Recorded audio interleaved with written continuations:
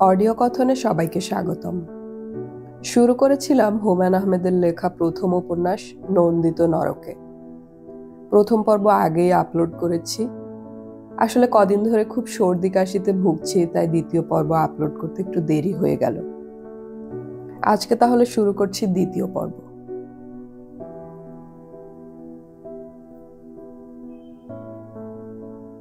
জানি না, হয়তো জন্মলগ্নে কেতুর দশা থাকলেই আজীবন নিঃসঙ্গ জীবন কাটাতে হয়। গভীর রাতে অনিদ্রাতপ্ত চোখে আকাশের দিকে তাকিয়ে ভাগ্য নিয়ন্তা গ্রহগুলি পরখ করতে হয়। কাকাকে আমার ভালো লাগে, তার ভিতরে প্রচন্ড জানবার আগ্রহটাকে আমি শ্রদ্ধা করি। সামান্য বেতনের সবটা দিয়ে অ্যাস্ট্রোলজির বই কিনে আনেন, দেশ বিদেশের কথা পড়েন, মাঝে মাঝে বেড়াতে যান অপরিচিত সব জায়গায়। কোথায় কোন জঙ্গলে পড়ে আছে ভাঙ্গা মন্দির একটি, কোথায় বাদশাহ বাবরের আমলে তৈরি গেটের ধ্বংসাবশেষ। সামান্য স্কুল মাস্টারের পড়াশোনার গণ্ডি আর উৎসাহ এত বহুমুখী হতে পারে তা কল্পনাও করা যায় না। তিনি মানুষ হিসেবে তত মিশুক নন, নিজেকে আড়াল করার চেষ্টাটা বাড়াবাড়ি রকমের। কোনোদিন মায়ের সঙ্গে মুখ তুলে কথা বলতে দেখিনি। খালি গায়ে ঘরোয়াভাবে ঘরে বসে রয়েছেন এমনও নজরে আসেনি। স্কুলে কাকা আমাদের ইতিহাস আর পাটিগণিত পড়াতেন। ইতিহাস আমার একটুও ভালো লাগতো না। নিজের নাম হুমায়ুন বলেই বাদশাহ হুমায়ুনের প্রতি আমার বাড়াবাড়ি রকমের দরদ ছিল। অথচ আমাদের ইতিহাস বইয়ে ফলাও করে শেরশাহের সঙ্গে তার পরাজয়ের কথা লেখা।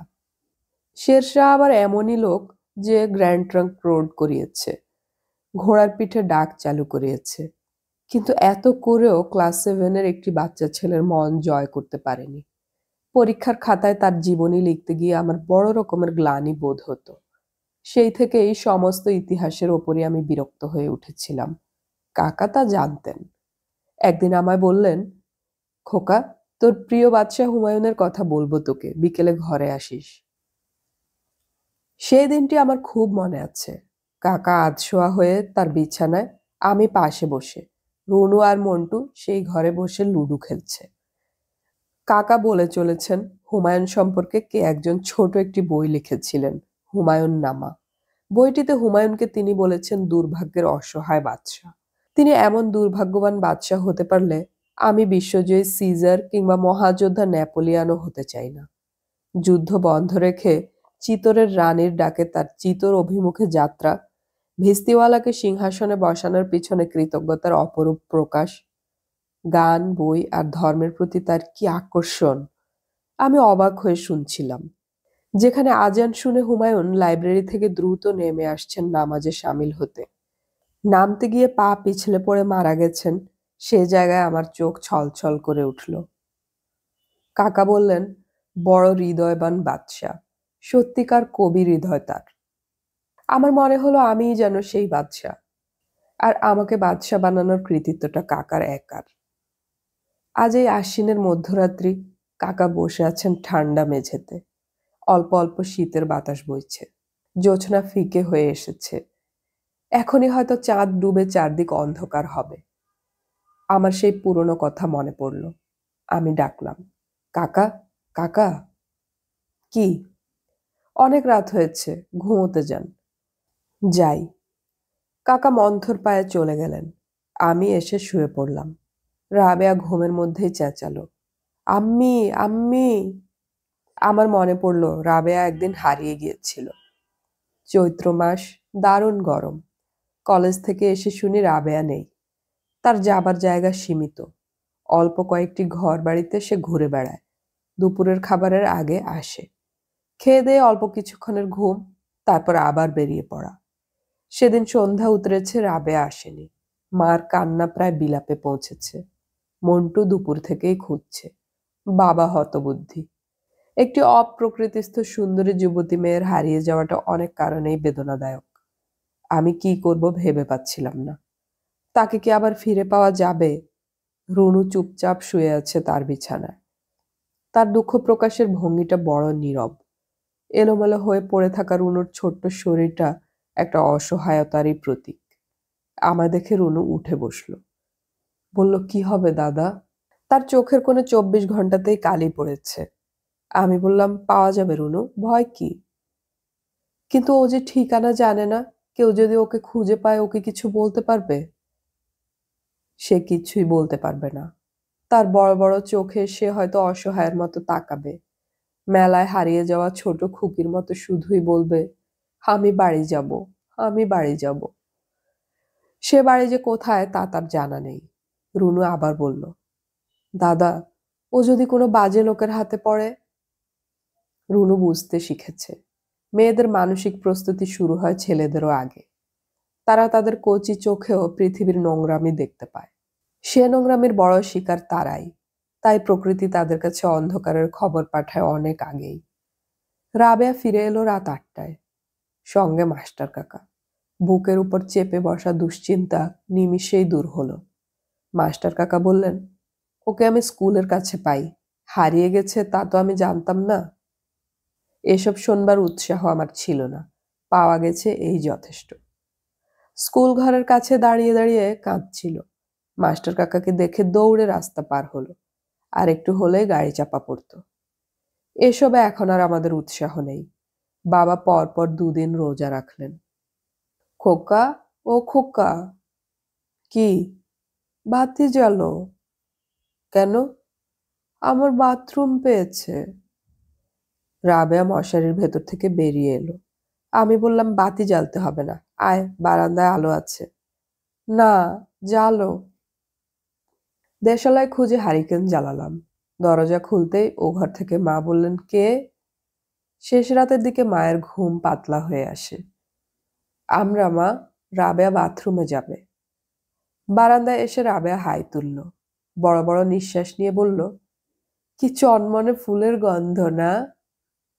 হুম, ফুলের গন্ধ তোর ভাল লাগে রাবেয়া? না, বাজে। বাথরুমের দিকে যেতে যেতে বলল, পলা কবে আসবে খোকা? পলার সঙ্গে তার কোথায় যেন একটা যোগসূত্র আছে। মাঝে মাঝে এই পলার কথা জানতে চায়। কে জানে কুকুরটা যে কিসের দুঃখে বিভাগী হলো। আজ রাতেও এক ফোঁটা ঘুম হবে না। 2 মাস পরেই পরীক্ষা। এক রাত্রি ঘুম না হলে পরপর 2 দিন পড়া হয় না। বুঝতে পারছি কোনো ফাঁকে মশা ঢুকেছে কয়েকটা। কেবলই গুনগুন করছে কানের কাছে।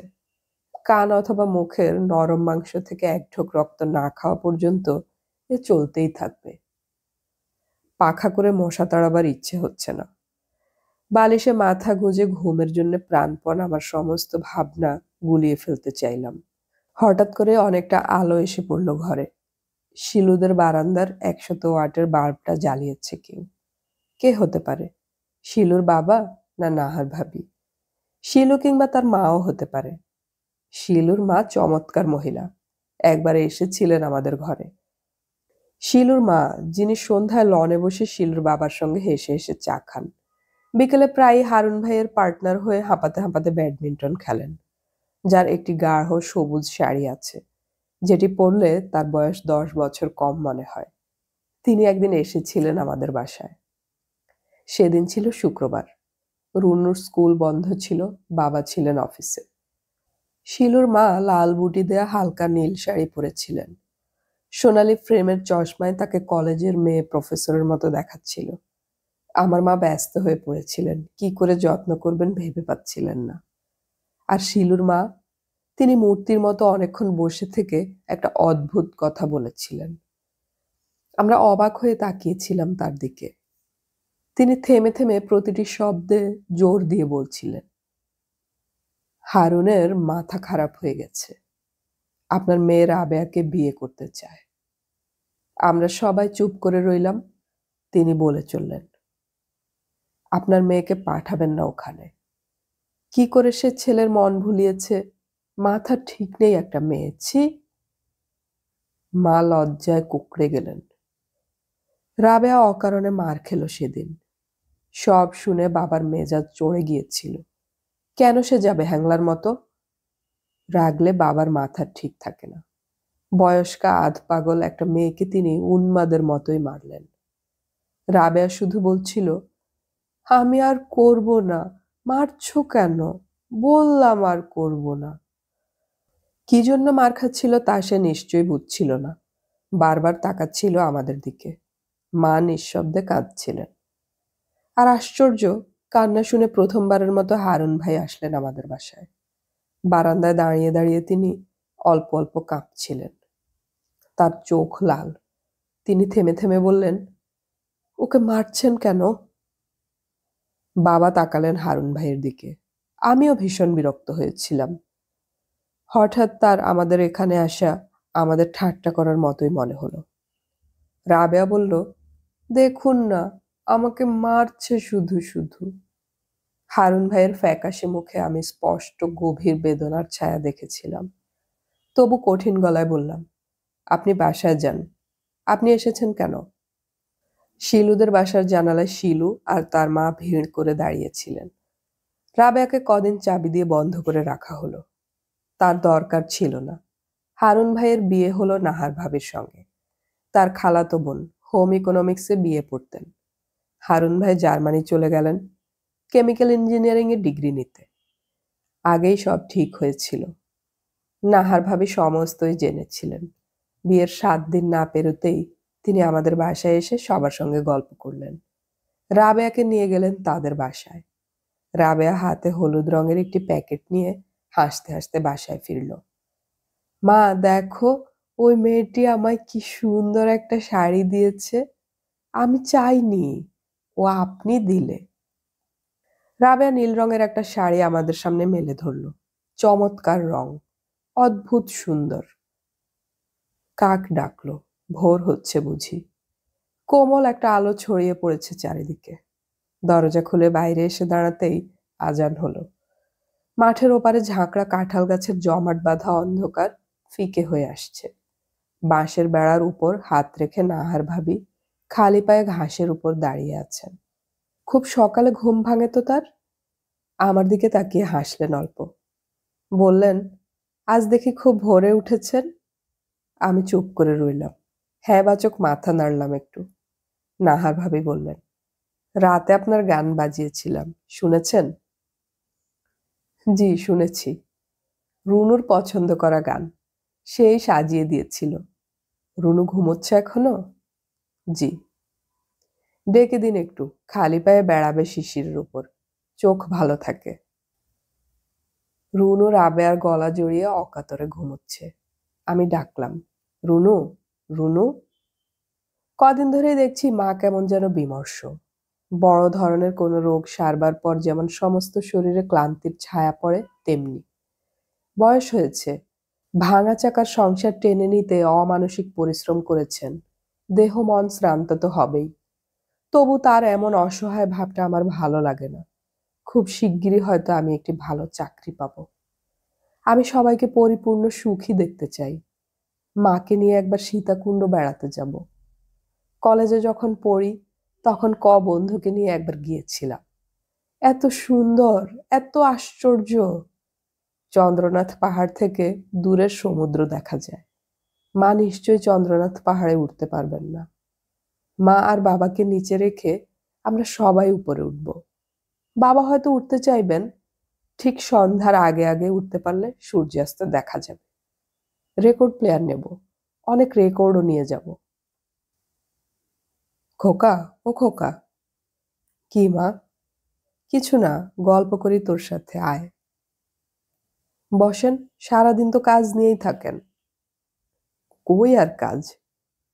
আপনার স্বাস্থ্য খুব ভেঙে গেছে মা। আর স্বাস্থ্য? মা বসলেন আমার সামনে।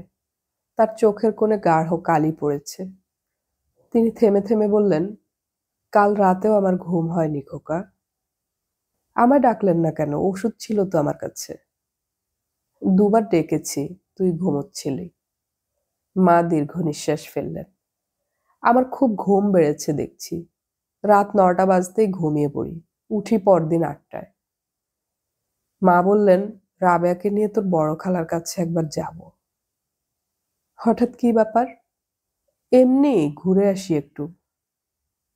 কোনো পীরের খোঁজ পেয়েছেন বুঝি? মা জানালা দিয়ে বাইরে তাকালেন। আমি দেখলাম মার নাকের পাতলা চামড়া তিরতির করে কাঁপছে। মাকে আমার হঠাৎ খুব ছেলে মানুষ মনে হলো। বললাম, রাত দিন কি এত ভাবেন? কই কিছু ভাবি না তো। চা খাবি 1 কাপ? এই দুপুরে? খা না, আগে তো খুব চা চাইতি। মা উঠে চলে গেলেন। মার ভিতর একটা স্পষ্ট পরিবর্তন এসেছে। শরীর সুস্থ নয় নিশ্চয়ই। মাকে একজন বড় ডাক্তার দেখালে হতো। রুনুর স্কুল ছুটি হয় 4:30টায়। আজ সে দুপুরেই হাজির। হাসতে হাসতে বলল, স্কুল ছুটি হয়ে গেল দাদা। সকাল সকাল যে, কি ব্যাপার? মর্নিং স্কুল আজ থেকে। সকাল 7টায় স্কুলে গেলাম, তুমি তো তখন ঘুমে। বাবা, এত ঘুমোতেও পারো? মা চা নিয়ে ঢুকলেন। রুনু বলল, আমায় 1 কাপ চা দাও না মা। আর একটা কাপ এনে ভাগ করে নে। না, তাহলে থাক, দাদা খাক। আহা নে না। রুনু চা নিয়ে বসলো একপাশে। চুমুক দিতে কি ভেবে হাসলো খানিকক্ষণ। বলল, মা, খিদে পেয়েছে। কি রান্না মা আজকে? মাছ। খিদে নিয়ে চা খেতে আছে? ওতে কিছু হবে না মা। আচ্ছা, আপাকে দেখলাম বাবার সঙ্গে রিক্সা করে যাচ্ছে। কোথায়? কি জানি কোথায়। তোর আম কাঁঠালের বন্ধ কবে রুনু? দেরি আছে, সামনের মাসের 15 তারিখ থেকে। আমি তোর খালার বাসায় যাব বেড়াতে, তুই তাহলে থাকবি? সে কি, তোমার সঙ্গে কে কে যাবে মা? আমি, রাবেয়া আর তোর আব্বা। বেশ তো, আমি বুঝি বাতিল? রুনুর কথার ভঙ্গিতে হেসেই ফেললাম সবাই। রুনু আমার দিকে তাকিয়ে বলল, দাদা, তোমার চাকরি হলে আমায় নিয়ে যাবে বেড়াতে? নিশ্চয়ই। আমি কিন্তু কক্সবাজার যাব। শিলুরা গিয়েছিল গতবার। বেশ তো। আর যেদিন প্রথম বেতন পাবে সেদিন? সেদিন কি রুনু? সেদিন আমাকে 10টা টাকা দিতে হবে। দেবে তো? হ্যাঁ। কি করবি? এখন বলবো না। রুনু লম্বা হয়েছে একটু, চোখের তারাও যেন মনে হয় আরো গভীর কালো। চাঞ্চল্যও এসেছে একটু। সেদিন দেখলাম অনেকক্ষণ ধরেই আয়নার সামনে দাঁড়িয়ে চুল আঁচড়ালো। সে কি বুঝতে পারছে তার চোখের পাতায়, তার হলুদ গালে বরফি কাটা মসৃণ চিবুকে রূপের বন্যা নামছে? যৌবনের সে লুকোনো চাবি দিয়ে প্রকৃতি একটি একটি করে অজানা ঘর খুলে দিচ্ছে তার সামনে। সে দেখছি প্রায় রাতেই শুয়ে শুয়ে উপন্যাস পড়ে। পড়তে পড়তে এক একবার চোখে রুমাল দিয়ে কেঁদে ওঠে। আমি বলি, কি হয়েছে রুনু? কই, কিছু তো হয়নি। কাঁদছিস কেন? কাঁদছি না তো। কি বই পড়ছিলি দেখি? রুনু উঁচু করে বই দেখায়। কেঁদে ভাসাবার মতো কিছু নয়। জীবনে একটি সময় আসে যখন তীব্র অনুভূতিতে সমস্ত আচ্ছন্ন হয়ে থাকে। প্রথম বেতন পেলে রুনুকে একটা চমৎকার শাড়ি কিনে দেব আমি। সবুজ জমিনের উপর সাদা ফুলের নকশা। রোল নাম্বার 13 পড়তো দেখতাম। অনেকদিন পর শিলুকে দেখলাম। সবাই মিলে চাটগাঁয় গিয়েছিল বেড়াতে। বেশ কিছুদিন পর ফিরল। এ কদিন শান্তি কটেজকে কি বিষণ্ণই না লাগছিল। দেখতাম সন্ধ্যা হলেই শান্তি কটেজের বুড়ো দারোয়ান বারান্দায় বাতি জ্বালিয়ে একা একা বসে চুপচাপ। খালি বাড়ি পেয়ে পাড়ার ছেলেমেয়েরা লুকোচুরি খেলতে হাজির হচ্ছে সকাল বিকাল। ফুল গাছ নষ্ট করো না গো, ও লক্ষ্মী ছেলেমেয়েরা। প্রতিবাদের সুরও যেন খালি বাড়ির মতোই বিষণ্ণ। মাঝে মাঝে ঝড়ের মতো হাজির হতো রাবেয়া। গেটের বাইরে থেকে তীক্ষ্ণ স্বরে চেঁচাতো, এই দারোয়ান, এই বুড়ো। কি খুকি আপা? এরা কোথায় গেছে? বেড়াতে। কেন বেড়াতে গেল? দারোয়ান হাসতো কথা শুনে। আশ্বাসের ভঙ্গিতে বলতো, আবার আসবে আপামনি। কবে আসবে? কাল? 16 তারিখে আসবে। না, কালকেই আসতে হবে। তুমি ওদের আনতে যাবে স্টেশনে? জি আপামনি। আমিও সঙ্গে যাব। আচ্ছা। তুমি নিয়ে যাবে তো আমাকে? জি, আপনাকে নিয়ে যাব। ঠিক নিয়ে যাব আপামনি। পেয়ারা পেড়ে দাও আমাকে। লম্বা আঁকশি নিয়ে খুশি মনে পেয়ারা খুঁজে বুড়ো। গ্যারেজের উপর ঝুঁকে পড়া গাছে ঝেঁপে পেয়ারা হয়েছে। খালি বাড়িটার দিকে তাকিয়ে আমিও রাবেয়ার মতো আগ্রহ নিয়ে অপেক্ষা করছিলাম। কবে আসবে শিলু, যাকে আমি করুণা বলে নিজের মনেই ডাকি। করুণা ছবির মতো দাঁড়িয়ে থাকবে বাগানে, নিজের খেয়ালে গান গেয়ে উঠবে আচমকা। আমাদের বাসার দিকে তাকিয়ে নরম গলায় ডাকবে, রুনু, রুনু, বাসায় আছো? এর জন্য আমি অপেক্ষা করছিলাম। ভালোবাসা সম্বন্ধে আমার কোনো ধারণা নেই, কিন্তু আমি বুকের ভেতরে গোপন ভালোবাসা পুষেছি। কতদিন পর দেখলাম শিলুকে। গাড়ি থেকে নামতেই আমার সঙ্গে দেখা। খুব কোমল কণ্ঠে বলল, আপনারা সব ভালো ছিলেন তো? রুনু ভালো? তেমনি লম্বাটে মুখ, কপালের দিকে টানা ভুরু, অন্যমনস্ক ভঙ্গিতে কথা বলতে বলতে হঠাৎ থমকে অন্যদিকে তাকালো। আমার হৃৎপিণ্ড দুলে উঠল। শিলুর চোখের দিকে সরাসরি তাকাতে গিয়ে অদ্ভুত কষ্ট হলো। আমি বললাম, তোমরা ভালো তো শিলু? জি। শিলুর মা মালপত্র নামাতে নামাতে আর চোখে তাকাচ্ছিলেন আমার দিকে। বুড়ো বয়সেও ঠোঁটে আর মুখে রং মেখেছেন। বয়স অগ্রাহ্য করে পরা চকচকে শাড়িতে তাকে হাস্যকর লাগছিল, কিন্তু তবু তিনি শিলুর মা। আমি বিনীত ভঙ্গিতে তার দিকে তাকিয়েছিলাম। সবার শেষে নামলেন নাহার ভাবি। ভারী সুন্দর হয়েছেন তিনি। গায়ের মসৃণ চামড়া ঝকঝক করছে, নাকের উপর জমে থাকা বিন্দু বিন্দু ঘাম চিকচিক করছে রোদ লেগে। নাহার ভাবে আমাকে দেখে ছেলে মানুষী ভঙ্গিতে চেঁচিয়ে উঠলেন, আপনাদের কথা যা ভেবেছি! আমিও ভেবেছি। আপনারা কবে বা আসবেন? রুনু আর রাবেয়া কোথায়? রুনু স্কুলে, রাবেয়া বেড়াতে বের হয়েছে। রুনুর জন্য আমি অনেক গল্পের বই এনেছি, অনেক নতুন রেকর্ড কিনেছি। শিলুর মা ঠান্ডা গলায় বললেন, রোদে তোমাদের মাথা ধরবে, ভেতরে গিয়ে বসো মেয়েরা। শিলু, তোমাকে আমি গোপনে করুণা বলে ডাকি। তোমার জন্য আমার অনেক কিছু করতে ইচ্ছে হয়। প্রতি রাতে তোমাকে নিয়ে কত কি ভাবি। যেন তোমার কঠিন অসুখ করেছে, শুয়ে শুয়ে দিন গুনছ মৃত্যুর। হঠাৎ একদিন আমি গিয়ে দাঁড়ালাম তোমার বিছানার পাশে। তুমি ছেলে মানুষের মতো বললে, এতদিন পরে এলেন? আমি বললাম, তুমি তো আমায় কখনো ডাকোনি শিলু, ডাকলেই আসতাম। তুমি বিবর্ণ ঠোঁটে হাসলে। আমি বসলাম তোমার পাশে। জানালা দিয়ে হু হু করে হাওয়া আসছে, হাওয়ায় কাঁপছে তোমার লালচে চুল। আমি তোমার মাথায় হাত রাখলাম। তুমি বললে, জানেন, আমার যে একটি ময়না ছিল, সেটি ঠিক মানুষের মতো শীষ দিত। সেটি খাঁচা ভেঙে পালিয়েছে। কি হাস্যকর ছেলে মানুষই ভাবনা! কতদিন ভাবতে ভাবতে রাত হয়ে যেত। রাস্তায় নিশি পাওয়া কুকুর চেঁচাতো। ঘুম ভেঙে মাস্টার কাকা উঠে আপন মনে কথা বলতেন। আমার বন্ধু রমিজ এক বিবাহিতা ভদ্রমহিলাকে বিয়ে করেছিল। মেয়েটি তার স্বামী ও দুটি বাচ্চা ছেলে মেয়ে ছেড়ে পালিয়ে গিয়েছিল রমিজের সঙ্গে। ভদ্রমহিলার স্বামী দুঃখে লজ্জায় এন্ড্রিন খেয়ে মরেছিল। ঘটনাটি শুনে রমেজের প্রতি আমার প্রচন্ড ঘৃণা হয়েছিল। এর অনেকদিন পর যখন শিলুরা ঘর অন্ধকার করে বাইরে বেড়াতে গেল, তখন কেন যেন মনে হলো রমেজ কোনো দোষ করেনি। ভালোবাসার উৎস কি আমি জানি না। আশফাক বলতো, ভালোবাসা হচ্ছে নিছক কামনা, যৌন আকর্ষণের ভদ্র পরিভাষা। কিন্তু আমার তা মনে হয় না। আমার গলা জড়িয়ে শিলু কখনো ঘুমিয়ে থাকবে, এ ধরনের কল্পনা তো কখনো মনে আসে না। একদিন শিলুর বয়স হবে, পাক ধরবে তার চুলে, পোকায় কাটা অশক্ত দাঁতে কালো ছোপ পড়বে, ছানি পড়া চোখের ঝাপসা দৃষ্টিতে তখন কি সে দেখতে পারবে বছর ৩০ আগে একটি অনুভূতি প্রবণ তরুণ ছেলে কান পেতে আছে, কখন সেই কোমল কণ্ঠ শোনা যাবে, দাদু ভাই, রুনু বাসায় আছে? আমি ইদানিং কেমন আবেগপ্রবণ হয়ে উঠেছি। মা আমাকে মাঝে মাঝে বুঝতে চেষ্টা করেন। রুনু প্রায়ই অনেকক্ষণ আমার দিকে তাকিয়ে থাকে। হয়তো আমার বোঝার ভুল, তবু তার হাবভাব যেন কেমন, যেন কিছু জানতে চেষ্টা করছে। সেদিন অপ্রাসঙ্গিকভাবেই বলে বসলো, শিলুকে কি তোমার খুব বুদ্ধিমান মনে হয় দাদা ভাই? আমি নিজেকে যথেষ্ট স্বাভাবিক রাখতে প্রাণপণ চেষ্টা করলাম। হ্যাঁ, তোমার কাছে ওকে ভালো লাগে?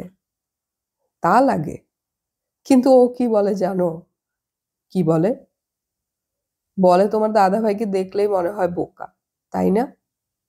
বলা বাহুল্য, আমি সেদিন দুঃখিত হয়েছিলাম। আমাকে কেউ বোকা বলছে সেই জন্য নয়, আমার গভীর আবেগের কথা সে জানছে না সেই জন্য। আমার ধারণা শিলু যখন সমস্ত কিছু জানবে, তখন নিশ্চয়ই আমাকে অন্য চোখে দেখবে। আমি বললাম, শুনে তোর খুব খারাপ লেগেছে রুনু? হ্যাঁ। শিলু কি তোর খুব ভালো বন্ধু? হ্যাঁ, ভালো বন্ধু। আমাদের সংসারে কি একটা পরিবর্তন এসেছে, সুর কেটে গেছে কোথায়। শিলু আমার সমস্ত চেতনা এমনভাবে আচ্ছন্ন করে রেখেছে যে আমি ঠিক কিছু বুঝে উঠতে পারছি না। মা ভীষণ রকমের নীরব হয়ে পড়েছেন, শঙ্কিতভাবে চলাফেরা করছেন। তার হতাশ ভাবভঙ্গি, নিচু স্বরে টেনে টেনে কথা বলা সমস্তই বলে দেয় কিছু একটা হয়েছে।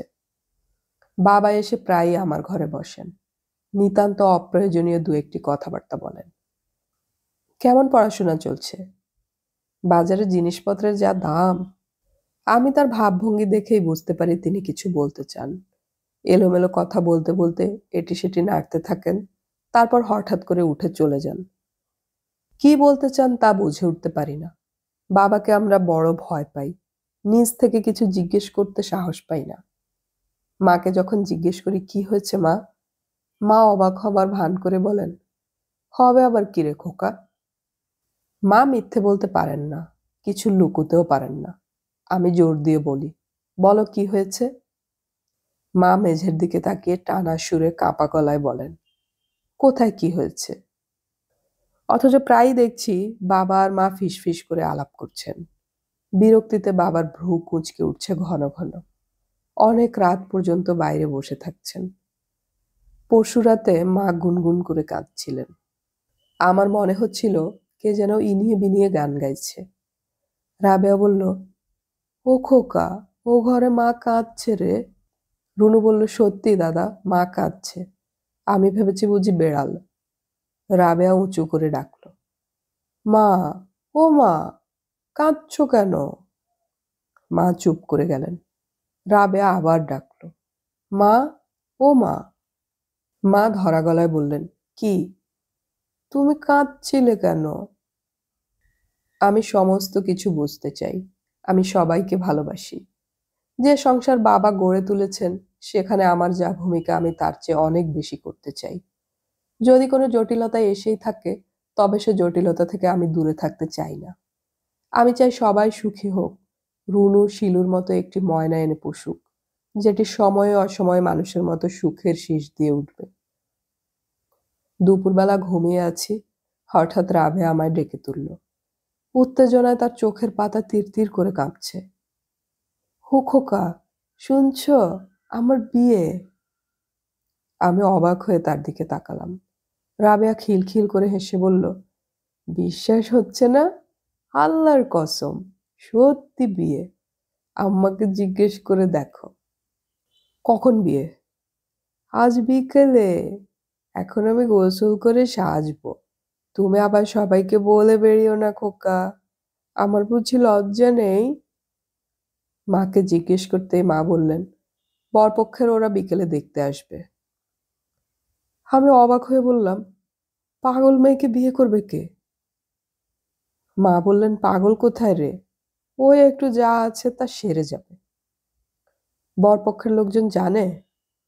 মা ভীত কণ্ঠে বললেন, আমি ঠিক বলতে পারি না তোর আব্বা বলেছে কিনা।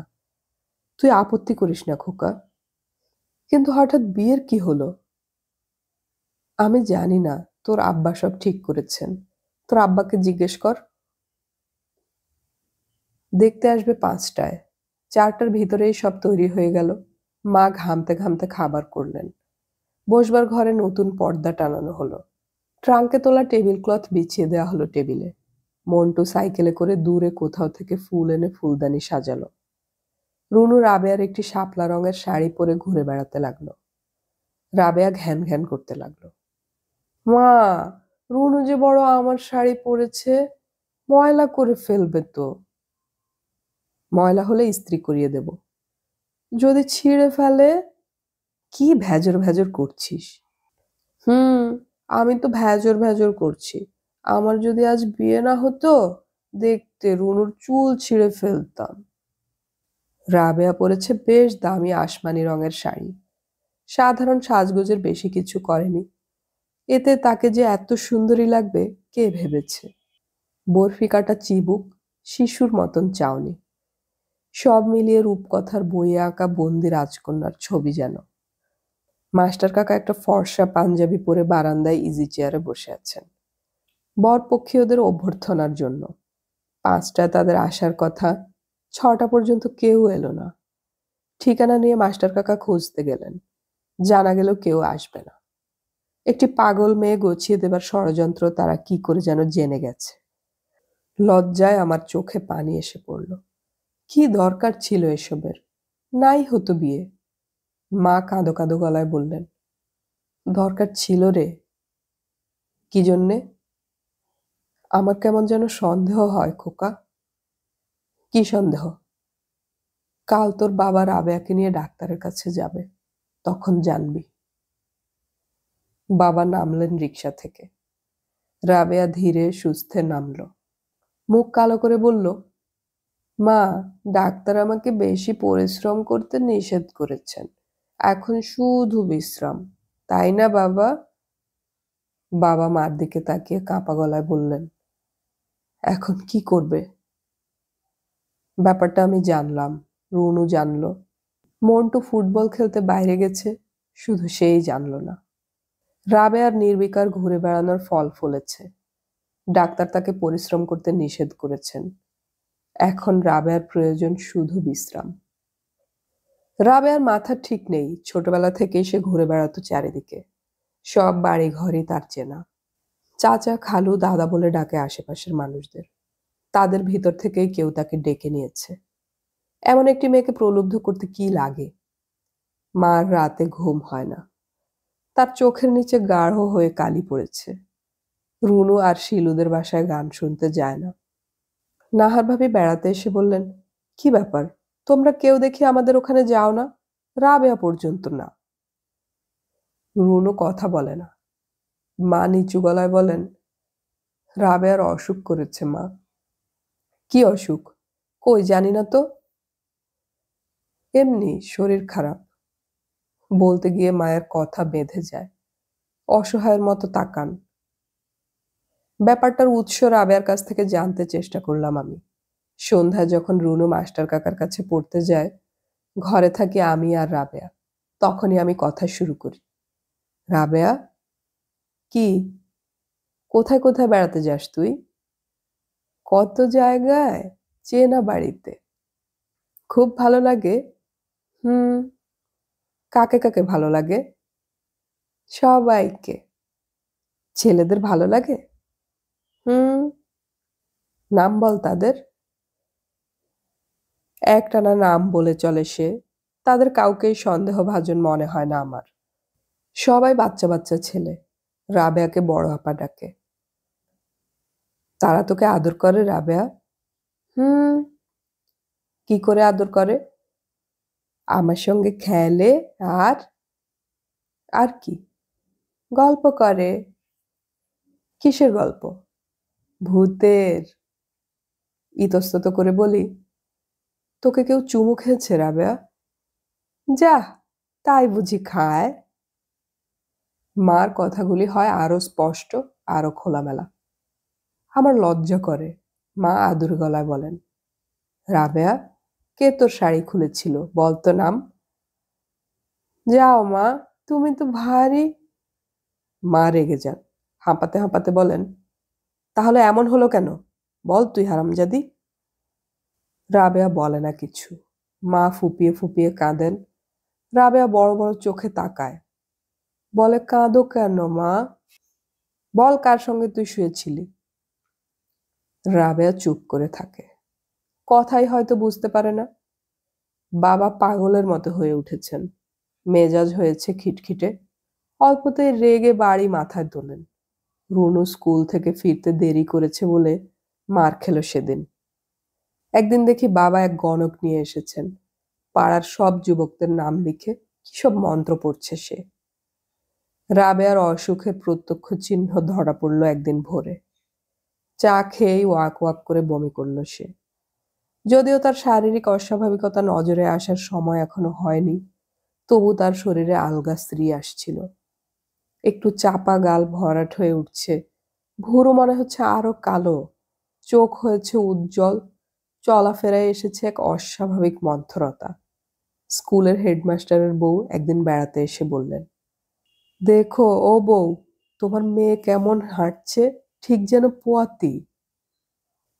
কথাগুলি আমার বুকে ধক করে বিঁধছে। কিছু একটা করতে হবে এবং খুব শিগগিরই, সবার জানবার ও বুঝবার আগেই। একটা করে দিন যাচ্ছে, অনিশ্চয়তার দিকে এগিয়ে যাচ্ছি সবাই। কিন্তু কি করা যায়?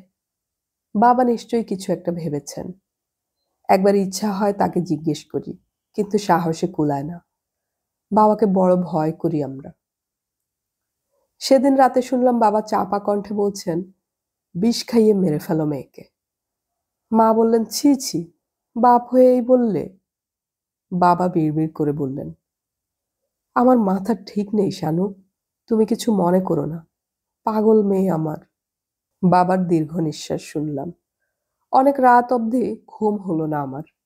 এক সময় রাবেয়া ঘুম ভেঙে জেগে উঠল, কাতর গলায় বলল, খোকা। কি, বাথরুমে যাবি? হুম। কি হয়েছে, খারাপ লাগছে? হুম। বমি করবি? না। স্বপ্ন দেখেছিস? হুম। কি স্বপ্ন? মনে নেই। ঘুমিয়ে পড়, ভালো লাগবে। আচ্ছা। রাবেয়া শুয়ে পড়ল আবার। মুহূর্তে উঠে বসে বলল, খোকা। কি? পলা এসেছে। কে এসেছে? পলা। দোর খুলে দেখ, বারান্দায় বসে আছে। আমি ডাক শুনলাম। দরজা খুলে বেরিয়ে আসলাম দুজনেই। কোথায় কি? খাঁ খাঁ করছে চারদিক। রাবেয়া ডাকলো, পলা, পলা। মা বললেন, কে কথা বলে? আমি রাবেয়া, মা। বাবা ধমকে উঠলেন, যাও যাও, ঘুমোতে যাও, কি করো এত রাতে? শব্দ শুনে মাস্টার কাকা বাইরে আসেন। কি হয়েছে খোকা? রাবেয়া বলে, পলাকে ডাকছিলাম কাকা। যাও শুয়ে পড়ো, পলা কোত্থেকে আসবে এত রাত্তিরে? শুতে শুতে রাবেয়া বলল, খোকা, পলাকে একটা চামড়ার বেল্ট কিনে দেবে, গলায় বেঁধে দেব। আচ্ছা। আর একটা লম্বা শিকল কিনে দিবে। আচ্ছা, দেব। আচ্ছা, আর একটা জিনিস দেবে। কি জিনিস? নাম মনে নেই আমার, দেবে তো। আচ্ছা, দেব। কবে? কাল? না, চাকরি হোক আগে। বাবা বলে উঠলেন, কি ভেজর ভেজর করছিস তোরা? ঘুমো। সারাদিন খেটে এসে শুই, তাও যদি শান্তি পাওয়া যায়।